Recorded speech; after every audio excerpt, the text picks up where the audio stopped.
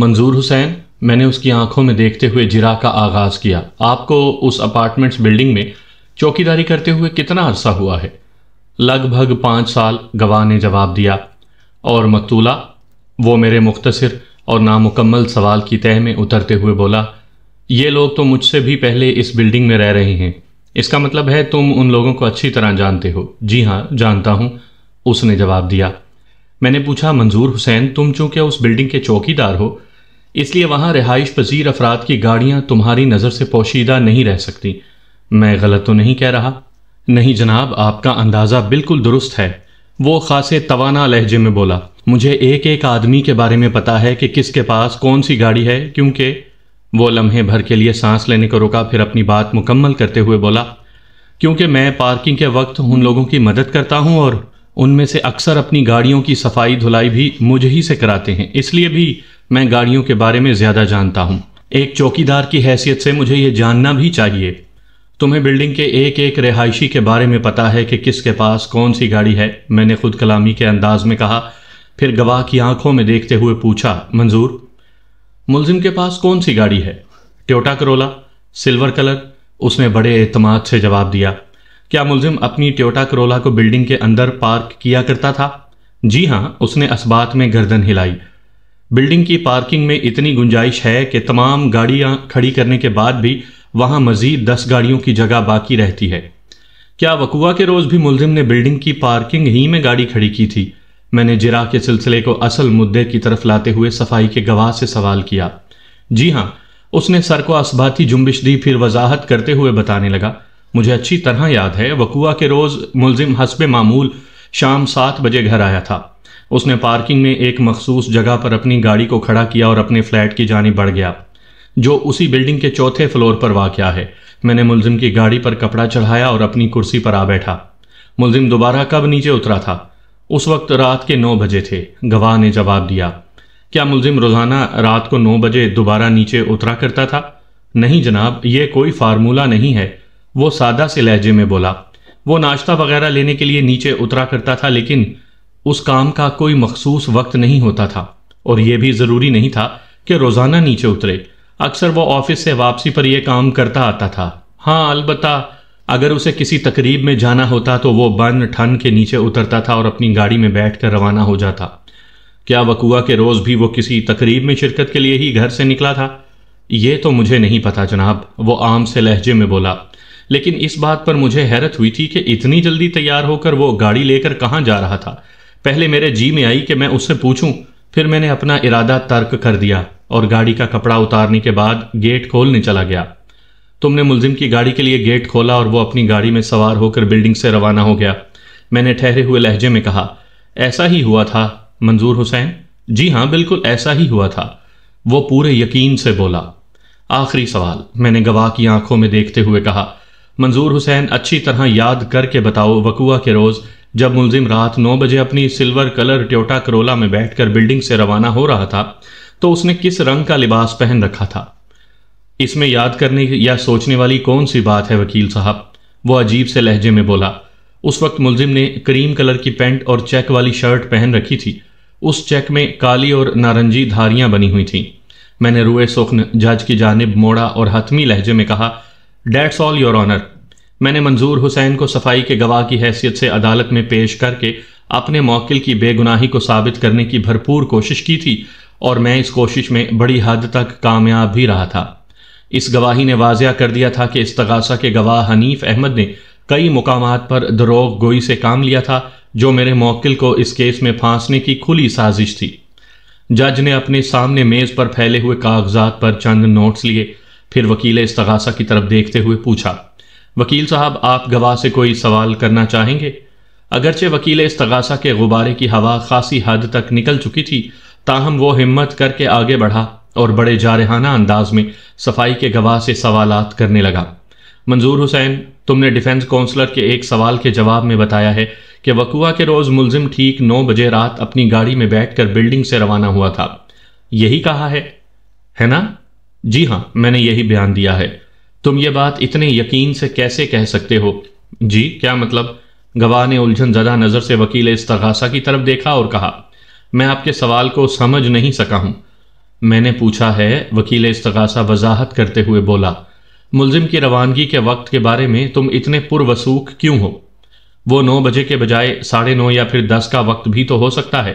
تمہارا اندازہ غلط بھی تو ہو سکتا ہے۔ انسان سے غلطی ہو سکتی ہے۔ میں آپ کی اس بات سے پوری طرح متفق ہوں کہ انسان خطا کا پتلا ہے، اس سے غلطی ہو سکتی ہے، گواہ نے نہایت ہی ٹھہرے ہوئے لہجے میں جواب دیا۔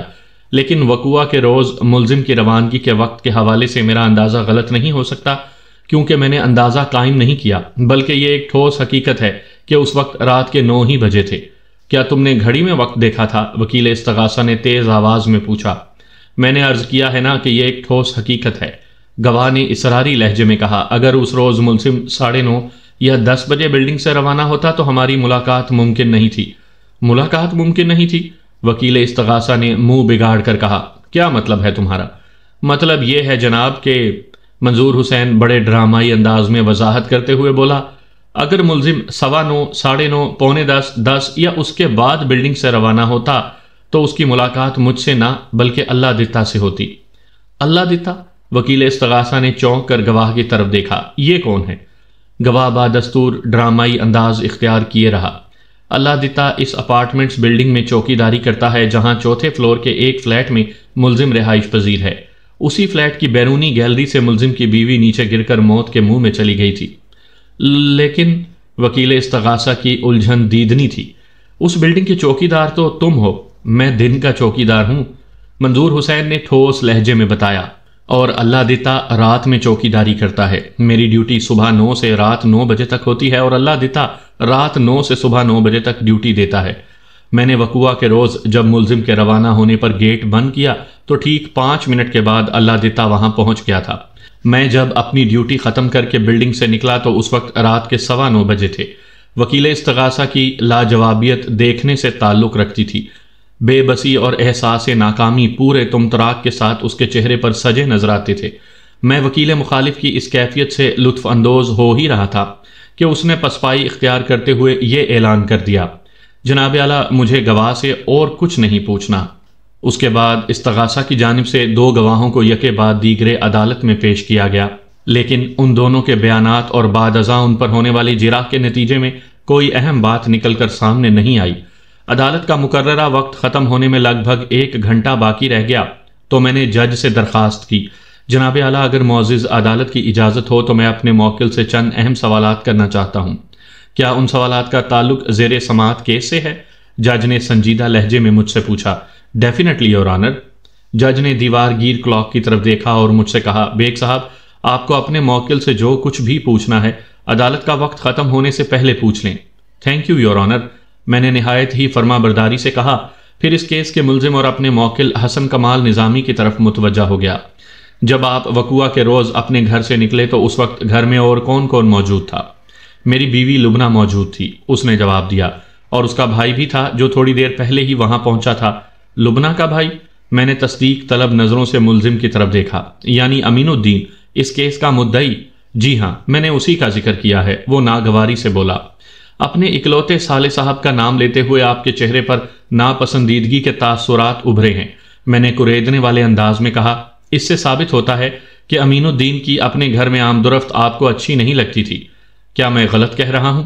نہیں جناب، آپ کا تجزیہ بالکل درست ہے، وہ تصدیقی انداز میں بولا۔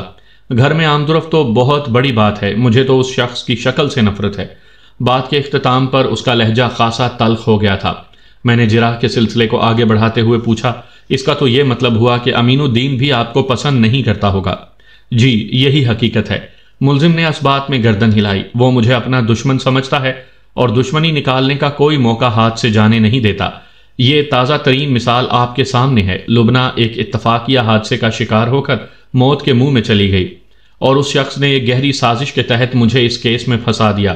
اس کی دشمنی اور بدخواہی کا اس سے بڑا ثبوت اور کیا ہوگا؟ واضح رہے کہ اس وقت تک عرفان کی طرح نظامی بھی یہی سمجھتا تھا کہ لبنہ کسی حادثے کا شکار ہوئی تھی، کوئی اتفاقیہ حادثہ۔ میں نے طنزیہ انداز میں باری باری وکیل استغاثہ اور انکوائری آفیسر کی جانب دیکھا، پھر دوبارہ اپنے موکل کی طرف متوجہ ہو گیا اور اس کے چہرے پر نگاہ جماتے ہوئے سوال کیا، کیا امین الدین اس سے پہلے بھی تمہیں تنگ کرنے کی کوشش کرتا رہا ہے؟ تنگ؟ یہ تو بہت چھوٹا لفظ ہے جناب۔ وہ آنکھیں پھیلاتے ہوئے بولا، اس نے تو میرا گھر اجاڑنے میں کوئی کسر نہیں چھوڑی تھی۔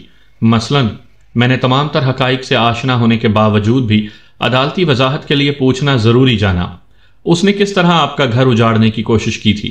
امین الدین عمر میں لبنہ سے چند سال بڑا ہے، اس لیے وہ اسے بھائی جان کہا کرتی تھی۔ وہ ٹھہرے ہوئے انداز میں وضاحت کرتے ہوئے بولا، لبنہ امین الدین پر اندھا اعتماد کرتی تھی۔ یوں محسوس ہوتا تھا کہ امین الدین کی زبان سے نکلے ہوئے الفاظ پتھر کی لکیر ہوں، اور لبنہ کی اسی عادت اور سٹائل سے میرا خون کھول اٹھتا تھا۔ وہ مجھے زچ کرے اور اذیت پہنچانے کے لیے لبنہ کے توسط سے مختلف نوعیت کی کمینی حرکات کیا کرتا تھا۔ ان میں سب سے خطرناک اور گری ہوئی حرکت یہی تھی کہ میرا گھر اجڑ جائے۔ اس مکار انسان نے بڑی چال بازی سے میری بیوی کے کان بھرنا شروع کر دیے تھے۔ آبجیکشن یور آنر، وکیل استغاثہ نے صدائے احتجاج بلند کی۔ اس عدالت میں لبنہ مرڈر کیس کی سماعت ہو رہی ہے۔ امین الدین کی گھریلو سازشوں کا اس کے ساتھ کیا تعلق؟ میرے فاضل دوست غیر متعلق معاملات کو زیر بحث لا کر عدالت کا قیمتی وقت برباد کر رہے ہیں۔ ایسی کوئی بات نہیں ہے جناب اعلیٰ، میں نے اینٹ کا جواب پتھر سے دینے کی حکمت عملی اپنائی اور کہا، میں ملزم سے سوال جواب کرنے سے پہلے ہی معزز عدالت کو اس بات کا یقین دلا چکا ہوں کہ میں زیر سماعت کیس سے ہٹ کر ایک سوال بھی نہیں کروں گا۔ اگر میرے فاضل دوست، میں نے ڈرامائی انداز میں توقف کر کے وکیل استغاثہ کی جانب دیکھا، پھر اپنی بات مکمل کرتے ہوئے کہا، چند منٹ کے لیے صبر کے دامن کو مضبوطی سے تھامے بیٹھے رہیں تو دودھ کا دودھ اور پانی کا پانی الگ ہو جائے گا۔ جج نے سنجیدہ لہجے میں مجھ سے کہا، بیگ صاحب پلیز پروسیڈ۔ میں نے روئے سخن اپنے موکل کی طرف موڑا اور ٹھہرے ہوئے لہجے میں کہا، تم اس قصے کو مکمل کرو جس کے مطابق امین الدین نے تمہارا گھر برباد کرنے کی کوشش کی تھی۔ سب سے پہلے تو اس شخص نے میری بیوی کو یہ پٹی پڑھانا شروع کی کہ میں نے بعض پیشہ ور عورتوں سے ناجائز تعلقات قائم کر رکھے ہیں۔ ملزم نے بڑے رسان سے بتانا شروع کیا، جس کے نتیجے میں آئے روز ہم میاں بیوی کے درمیان جھگڑا ہونے لگا۔ آپ بخوبی سمجھ سکتے ہیں کہ اس نوعیت کی صورتحال میں کوئی گھر کس طرح جہنم کا نمونہ پیش کرنے لگتا ہے۔ وہ لمحے بھر کے لیے متوقف ہوا، ایک گہری سانس خارج کی، پھر اپنے بیان کو آگے بڑھاتے ہوئے بولا، میرے اور لبنہ کے بیچ لڑائی جھگڑا تو ہو رہا تھا، لیکن شاید امین الدین اس سے بھی کچھ بڑھ کر چاہتا تھا۔ اس کی خواہش کی خاطر خواہ تکمیل نہ ہوئی تو اس نے ایک اور خطرناک چال چلی۔ اس نے لبنہ کو بتایا کہ میں عنقریب ایک مالدار بیوہ سمیرہ سے شادی کرنے والا ہوں۔ اس اطلاع نے لبنہ کو آگ بگولا کر دیا اور پھر میں نے بڑی مشکل سے اس معاملے کو ہینڈل کیا تھا۔ مجھے لبنہ کی خواہش کے مطابق ایک قانونی دستاویز تیار کروانا پڑی تھی، جس پر 2 گواہوں کے علاوہ ہم دونوں میاں بیوی کے دستخط بھی موجود تھے، اور یہ دستاویز ایک وکیل کے ذریعے باقاعدہ کے کاغذات پر تیار کی گئی تھی، جو ہم میاں بیوی کے درمیان ہونے والا ایک قانونی معاہدہ تھا۔ یہ کہیں وہی دستاویز تو نہیں جس کے بارے میں مجھے آپ کے بیٹے عرفان نے بتایا تھا؟ میں نے سوال کیا۔ اس کی روح سے آپ کسی بھی قیمت پر اپنی بیوی کی جان لینے کے بارے میں سوچ بھی نہیں سکتے، ورنہ ایک بہت بڑا مالی خسارہ اٹھانا پڑتا۔ جی ہاں، میں اسی دستاویز کی بات کر رہا ہوں، وہ اس بات میں گردن ہلاتے ہوئے بولا۔ دستاویز مذکورہ ایک ایسا ٹھوس ثبوت تھا جو میرے موکل کو بے گناہ ثابت کرتا تھا، لہٰذا معزز عدالت کے سامنے میں نے اس کا تفصیلی ذکر کرنا ضروری سمجھا اور ملزم کی آنکھوں میں جھانکتے ہوئے کہا، اس دستاویز کے مضمون کو بیان کیا جائے۔ امین الدین کی لگائی ہوئی آگ پوری طرح بھڑک رہی تھی۔ ہم میاں بیوی کے درمیان اٹھتے بیٹھتے جھگڑا ہونے لگا تھا۔ ملزم نے ٹھہرے ہوئے لہجے میں بتانا شروع کیا، پھر جب مالدار بیوہ سمیرہ کا ایشو اٹھا تو لبنہ ایک دم ہتھے سے اکھڑ گئی۔ میں نے لاکھ صفائی پیش کی کہ اس بات میں کوئی حقیقت نہیں، امین الدین خواہ مخواہ فساد پیدا کرنے کی کوشش کر رہا ہے۔ لبنہ چونکہ امین الدین کی بات پر بہت بھروسہ کیا کرتی تھی، لہٰذا اسے میری صفائی کا یقین نہ آیا اور اس نے مجھ پر ایک کڑی شرط عائد کر دی۔ کیسی شرط؟ وہ لمحے بھر کو متوقف ہوا تو میں نے اس سے پوچھا، یہ شرط کہ میں فلیٹ اس کے نام کر دوں۔ اس نے جواب دیا، اور اس کے ساتھ ہی ایک خاص نوعیت کا لیگل ایگریمنٹ بھی تیار کرواؤں۔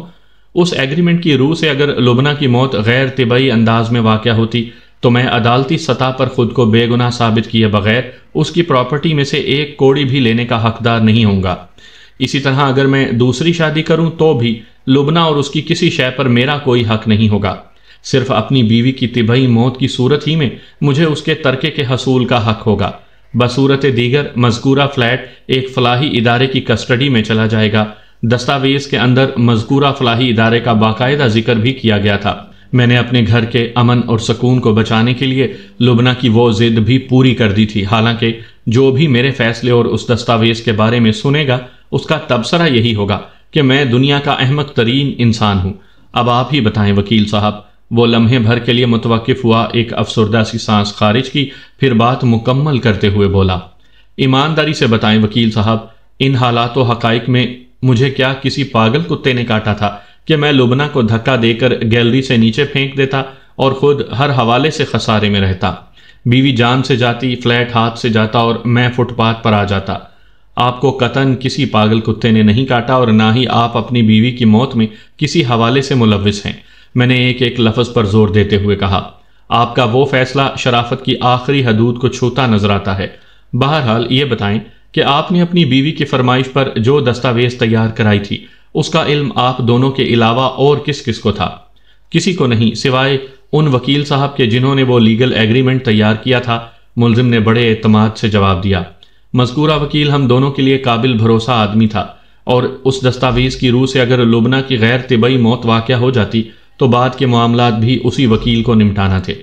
لبنہ کی موت کی خبر ان وکیل صاحب تک پہنچی تو وہ تھانے کی حوالات میں مجھ سے ملنے آئے تھے، لیکن چونکہ یہ کیس عدالت میں زیر سماعت ہے، لہٰذا وہ اس وقت تک کسی قسم کی قانونی کارروائی نہیں کریں گے جب تک عدالت کا واضح فیصلہ نہیں آ جاتا۔ آئندہ کی کارروائی عدالتی فیصلے کی رہین منت ہوگی۔ ٹھیک ہے، میں نے مدبرانہ انداز میں گردن ہلائی اور کہا، لیکن آپ کے بیٹے عرفان کے بیان کے مطابق وہ اس قانونی دستاویز کی حقیقت سے بخوبی آگاہ تھا۔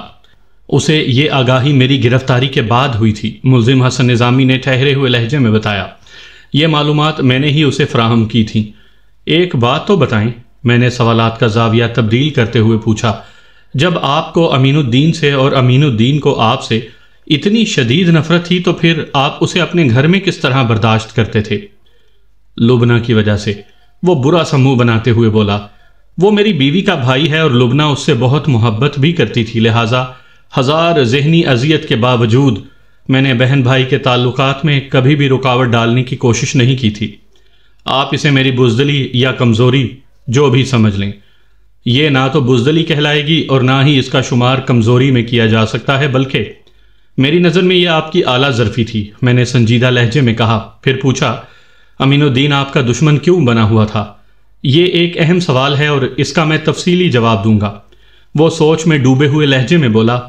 میں نے اس بات میں گردن ہلانے پر اکتفا کیا تو اس نے نپے تلے الفاظ میں اپنی اور امین الدین کی کاروباری چپ کلش کی تفصیل بیان کر دی کہ جب وہ دونوں مل کر گارمنٹس کا بزنس کر رہے تھے تو بعض معاملات میں سالار صاحب نے کس طرح اسے چونا لگانے کی کوشش کی تھی، اور جب ملزم نے ثبوت کے ساتھ اسے رنگے ہاتھوں پکڑ لیا تھا، ان کے بیچ بہت بڑا تنازع اٹھ کھڑا ہوا تھا، جس کے نتیجے میں پارٹنرشپ بزنس ختم کر دیا گیا تھا۔ تاہم اس واقعے کو لے کر امین الدین گاہے بگاہے ملزم کو نقصان پہنچانے کی طاق میں رہتا تھا، وغیرہ وغیرہ۔ میں نے ایک مرتبہ پھر زاویہ سوالات کو موڑ کر اور سلسلہ جرح کو سمیٹتے ہوئے اپنے موکل سے پوچھا، وقوعہ کے روز جب آپ رات 9 بجے اپنے گھر سے روانہ ہوئے تو آپ کے بیان کے مطابق امین الدین فلیٹ کے اندر موجود تھا، am I right? Yes you are right, وہ تصدیقی انداز میں بولا۔ امین الدین اس روز کتنے بجے آپ کے گھر آیا تھا؟ اس کی آمد کا بالکل درست وقت تو مجھے پتہ نہیں جناب، ملزم نے بتایا۔ جب میں فیکٹری سے گھر پہنچا تو وہ پہلے سے وہاں موجود تھا۔ آپ وقوعہ کے روز کتنے بجے گھر آئے تھے؟ لگ بھگ 7 بجے۔ اور 9 بجے دوبارہ گھر سے نکل گئے؟ جی ہاں۔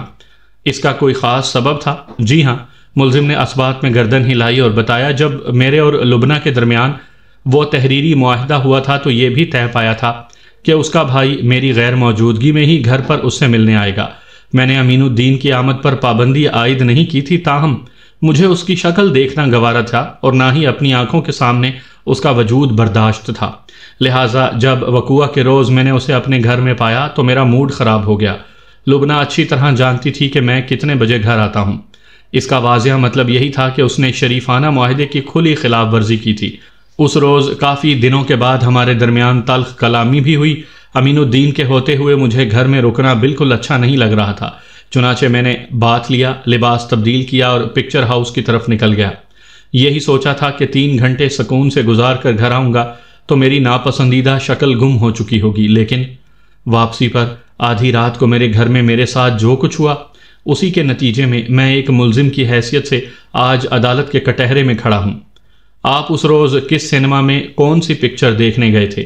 اس نے بند روڈ پر واقع ایک معروف پکچر ہاؤس کا نام لیا اور بتایا، اس رات میں نے بروس لی کی فلم انٹر دی ڈریگن دیکھی تھی۔ एंटर द ड्रैगन वाला शो कितने बजे छूटा था? तकरीबन 11:30 बजे रात, उसने बताया, या ज़्यादा से ज़्यादा 11:45 बजे होंगे। पिक्चर हाउस से निकलने के बाद आप सीधे घर आए थे या कहीं और भी गए थे? मैं सीधा घर आया था। आप कितने बजे घर पहुंच गए थे? कमोबेश 12:30 बजे। फिर क्या हुआ था? होना क्या था? मुझे लुबना के कत्ल के इल्ज़ाम में गिरफ्तार कर लिया गया। पोस्टमार्टम रिपोर्ट के मुताबिक आपकी बीवी लुबना की मौत 4 फरवरी की रात 10 और 11 बजे के दरमियान वाक़या हुई थी। मैंने ठहरे हुए लहजे में दरियाफ्त किया। इस अरसे के दौरान में आप पिक्चर हाउस में बैठे ब्रूसली की कुंग-फू स्टाइल जेट कोंडू का अमली मुजाहरा देख रहे थे।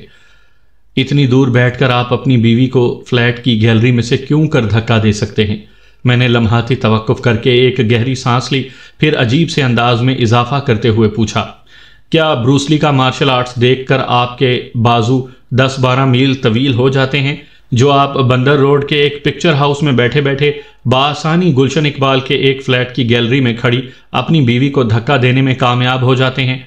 ये तो आप इस्तगासा से पूछें जनाब कि वो मुझे इतना बासलाहियत क्यों समझता है।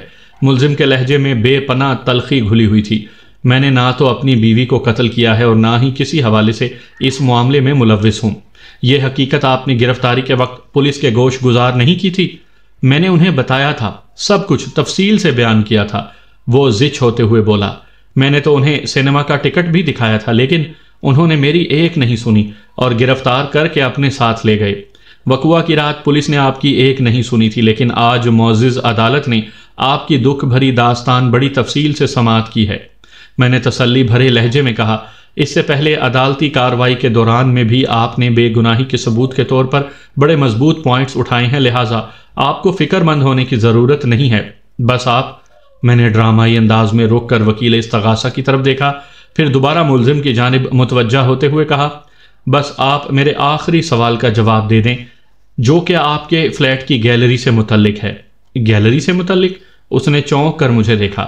उसकी देखा देखी जज समेत वकील इस्तगासा, इंक्वायरी ऑफिसर और हाजरीन अदालत भी गर्दनें मोड़कर इज़्तरारी नज़रों से मुझे तकने लगे, जैसे मैंने कोई अनहोनी और नाकाबिले यकीन बात कर दी हो।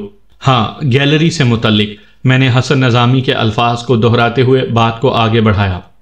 ये केस हाथ में लेने के बाद मैंने गुलशन इकबाल के 2-3 चक्कर लगाए थे ताकि जाए वकुआ का अच्छी तरह से जायज़ा ले सकूं, और उसी जायज़े के दौरान ही में आपके फ्लैट की उस गैलरी ने मुझे बुरी तरह चौंकने पर मजबूर कर दिया। इस्तगासा के मुताबिक जहां से गिरने के बाद लुबना मौत की आगोश में चली गई थी, आपके चौंकने का सबब क्या था? जज ने बेसाख्ता मुझसे सवाल किया। यह भी मेरी वाज़िया जीत थी कि जज मेरे उठाए हुए पॉइंट्स में गहरी दिलचस्पी ले रहा था। मैंने रुए सुख्न जज की सिमत मोड़ते हुए बड़े रसान से जवाब दिया, जनाब आला, मेन रोड की जानिब सिर्फ मुलजिम के फ्लैट ही की नहीं बल्कि और भी बहुत से फ्लैट्स की गैलरीज पड़ती हैं, मगर मुलजिम की गैलरी और मुतज़क्करा गैलरीज में मुझे एक नुमायां फ़र्क महसूस हुआ था। कैसा फ़र्क? जज की हैरत में उलझन भी शामिल हो गई। मैंने बदस्तूर ड्रामाई लहजे में बताया, तमाम गैलरीज में मुझे मजबूत और महफूज आहनी रैकिंग ग्रिल नस्ब दिखाई दी, सिवाय मुलजिम की गैलरी के। वहां सिर्फ फुट भर बुलंद मुंडेर नजर आ रही थी, जबकि बाकी गैलरीज की रैकिंग 2-2.5 फुट से कुछ ज्यादा ही ऊंची थी। मुलजिम की गैलरी का तो वो हाल था कि वहां खड़ा इंसान जरा सी बेएहतियाती से नीचे गिर सकता था। ऐसा क्यों? इस मर्तबा जज ने मुलजिम हसन निजामी की तरफ देखते हुए सवाल किया। जनाब, हमारी गैलरी में भी बिल्कुल वैसी ही ग्रिल और रैकिंग नस्ब थी जैसी दूसरी गैलरीज में मौजूद है, मुलजिम ने वजाहत करते हुए बताया, लेकिन वकुआ से चंद रोज पहले अमीनुद्दीन के कहने पर लुबना ने वो रैकिंग निकलवा दी थी। अमीनुद्दीन के कहने पर? क्यों? मैंने कदरे जारहाना लहजे में पूछा। क्या अमीनुद्दीन उस रैकिंग का अचार या मुरब्बा डालना चाहता था? मेरे आखिरी इस्तफसार या जुमले ने हाजरीन अदालत को खासा महजूज किया। बाज की तो हंसी भी छूट गई, ताहम मुलजिम ने गहरी संजीदगी से जवाब दिया, लुबना के भाईजान का ख्याल था कि वो ग्रिल और रैकिंग अपनी जगह से हट रही है और बाज मुकामात पर उसे मुरम्मत की भी ज़रूरत है, लिहाजा वो रैकिंग को गैलरी में से उखड़वा कर मुरम्मत के लिए दे आया था। बड़ी अजीब बात है, ऐसा पहली बार सुना है कि चौथे फ्लोर की किसी गैलरी में से पूरी रैकिंग को उखाड़ कर मुरम्मत के लिए किसी मकैनिक के पास भेज दिया जाए। मैंने बुरा सा मुंह बनाते हुए कहा, इस नौयत के मामलात में तो मकैनिक वेल्डिंग प्लांट के साथ मुतल्लिका फ्लैट तक पहुंचता है और हाथ के हाथ काम करके वापस चला जाता है। आप लोगों ने ऐसा क्यों नहीं किया? یہ تو آپ مرحومہ کے بھائی جان سے پوچھیں جناب۔ پوچھیں گے، اور بھی بہت کچھ پوچھیں گے امین الدین سے، میں نے کہا۔ پھر عدالت کا وقت ختم ہو گیا۔ جج نے وکیل استغاثہ سے پوچھا، استغاثہ کے گواہوں کی فہرست میں ملزم کے سالہ صاحب امین الدین کا نام بھی شامل ہے، کیا آئندہ پیشی پر آپ اسے عدالت میں حاضر کر رہے ہیں؟ جی، امین الدین استغاثہ کا آخری گواہ ہے، وکیل استغاثہ نے کمزور سے لہجے میں کہا۔ اگلی پیشی پر اسے گواہی کے لیے عدالت میں لایا جائے گا۔ عینی شاہد، میں نے وکیل استغاثہ کی بات پر گرا لگائی۔ استغاثہ کے مطابق امین الدین نے اپنی آنکھوں سے ملزم کو اپنی بیوی کو گیلری میں سے دھکا دیتے دیکھا تھا۔ وکیل استغاثہ نے معاندانہ انداز میں مجھے دیکھا، اس کے ساتھ ہی جج نے عدالت برخاست کرنے کا اعلان کر دیا۔ منظر پھر اسی عدالت کا تھا اور وٹنس باکس میں امین الدین کھڑا تھا۔ امین الدین کی عمر 55 اور 60 کے درمیان رہی ہوگی۔ اس کو دیکھ کر ذہن میں گینڈے کا تصور ابھرتا تھا۔ بس اس شخص کی اتنی ہی تعریف کافی ہے۔ آپ بڑی تفصیل سے سمجھ گئے ہوں گے کہ وہ کس قسم کی شخصیت ہوگا۔ امین الدین اپنا حلفیہ بیان ریکارڈ کروا چکا تو وکیل استغاثہ جراح کے لیے اس کے پاس چلا گیا۔ وہ گھما پھرا کر مختلف زاویوں سے اپنے گواہ سے سوال کرتا رہا۔ اس دوران میں نے مداخلت کرنا مناسب نہ سمجھا، اور جب وکیل استغاثہ نے اسے فارغ کیا تو میں جج کی اجازت سے اس کے کٹہرے کے قریب پہنچ گیا۔ میں نے محسوس کیا کہ ان لمحات میں وہ خاصا خائف دکھائی دیتا تھا۔ آج وہ اس کیس کے ضمن میں ایک گواہ کی حیثیت سے پہلی مرتبہ عدالت میں حاضر ہوا تھا۔ اس سے پہلے اس کی حیثیت صرف مدعی کی رہی تھی، تاہم اس بات میں کسی شک و شبے کی گنجائش نہیں تھی کہ وہ اب تک ہونے والی عدالتی کارروائی سے اچھی طرح واقف تھا، اور یہی اس کی پریشانی کا سبب بھی تھا۔ امین الدین صاحب، میں نے اس کی آنکھوں میں دیکھتے ہوئے جراح کا آغاز کیا۔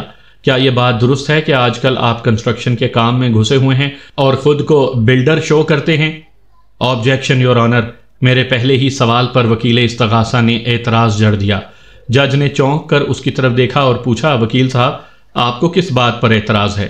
جناب اعلیٰ، اس وقت عدالت میں لبنہ مرڈر کیس کی سماعت جاری ہے۔ وہ رٹو طوطے کی طرح بولا، اس میں گواہ کے بزنس کا کوئی ذکر معنی نہیں رکھتا۔ وکیل صفائی غیر متعلقہ باتوں کو زیر بحث لا کر خواہ عدالت کا قیمتی وقت برباد کر رہی ہیں۔ انہیں اس قسم کی حرکت سے روکا جائے۔ مجھے ان لمحات میں وکیل استغاثہ کی حالت پر ترس آیا۔ محاورتاً آپ اسے کھسیانی بلی کھمبا نوچے سے تعبیر کر سکتے ہیں۔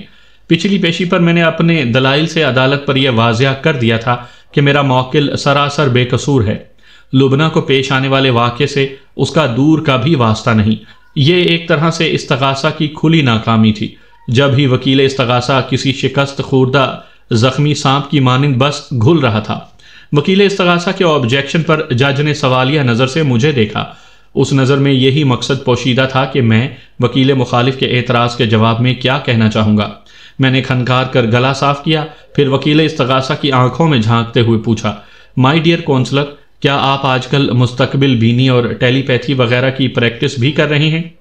کیا مطلب ہے آپ کا؟ وہ بھڑک کر بولا، مطلب یہ کہ آپ جو مستقبل کی خبریں دے رہے ہیں، میں نے طنزیہ انداز میں کہا، اور اپنے سامنے والے کی سوچ پڑھنے کا دعویٰ کر رہے ہیں۔ اس سے تو یہی ظاہر ہوتا ہے کہ آپ بھی مارکیٹ سے وہ کتاب خرید لائے ہیں جو ٹیلی پیتھی اور مستقبل بینی کے لیے ایک رہنما کی حیثیت رکھتی ہے۔ میں نے لمحاتی توقف کر کے ایک گہری سانس لی، پھر اضافہ کرتے ہوئے کہا، نہ صرف کتاب لائے ہیں بلکہ ارغوانی موم بتی روشن کر کے راتوں کو جاگ جاگ کر اس کی مشقیں بھی شروع کر دی ہیں۔ کیا میں غلط کہہ رہا ہوں؟ میرے آخری سوالیہ جملے نے اسے بل بلا کر رکھ دیا۔ جھنجھلاہٹ آمیز لہجے میں اس نے کہا، آپ بالکل غلط کہہ رہے ہیں، ایسی کوئی بات نہیں۔ میں نے کوئی کتاب خریدی ہے اور نہ ہی اس قسم کی کوئی مشق کر رہا ہوں۔ اگر آپ ٹیلی پیتھی اور مستقبل بینی کا علم نہیں رکھتے تو پھر آپ کو یہ کیسے پتا چلا کہ میں گواہ سے جو کچھ پوچھنے جا رہا ہوں وہ زیر سماعت کیس سے متعلق نہیں؟ میں جو کچھ کرنے جا رہا ہوں اس سے عدالت کا قیمتی وقت برباد ہوگا۔ یہ فتویٰ آپ نے کس بنیاد پر جاری کیا ہے؟ یہ آپ کی ہمیشہ سے عادت رہی ہے کہ…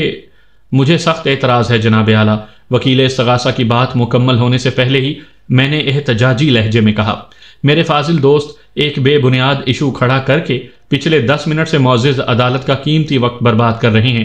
انہیں اس سلسلے میں سرزنش کی جائے تاکہ عدالتی کارروائی کو آگے بڑھا سکے۔ جج نے وکیل استغاثہ کی طرف دیکھتے ہوئے پوچھا، آپ کے پاس بیگ صاحب کے سوالات کے ٹھوس جوابات ہیں؟ یقیناً اس کے پاس مذکورہ جوابات نہیں تھے۔ لہٰذا وہ ندامت آمیز انداز میں بغلیں جھانکنے لگا۔ جج نے مجھ سے مخاطب ہوتے ہوئے سنجیدہ لہجے میں کہا، بیگ صاحب پلیز پروسیڈ۔ میں نے فاتحانہ انداز میں وکیل استغاثہ کی طرف دیکھا، پھر گواہ کی جانب متوجہ ہو گیا۔ وہ خاصا نروس ہو رہا تھا۔ میں نے اس کی آنکھوں میں جھانکتے ہوئے پوچھا، امین الدین صاحب مجھے اپنا سوال دہرانا پڑے گا یا آپ کے ذہن میں ہے ابھی تک کہ میں نے آپ سے کیا پوچھا تھا؟ آپ سوال دہرا دیں تو مہربانی ہوگی، وہ جز بز ہوتے ہوئے بولا۔